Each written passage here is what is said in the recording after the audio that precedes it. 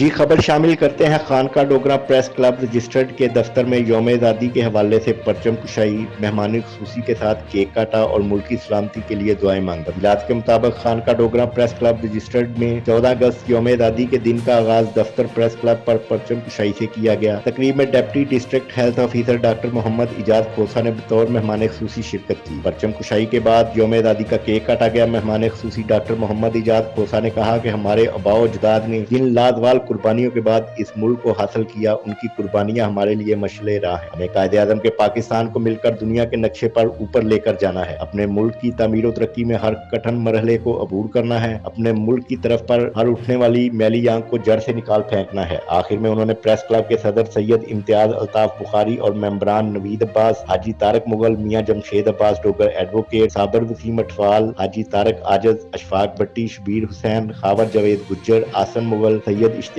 بخاری، مدثر حنیف، عبدل سعید اور دوسرے ممبران کے ساتھ مل کر جشن آزادی کا کیک کاٹا اور ملک کی سلامتی کے لیے دعائیں مانگی۔ عبدل سعید، پرائم 92 نیوز، خانقاہ ڈوگرہ۔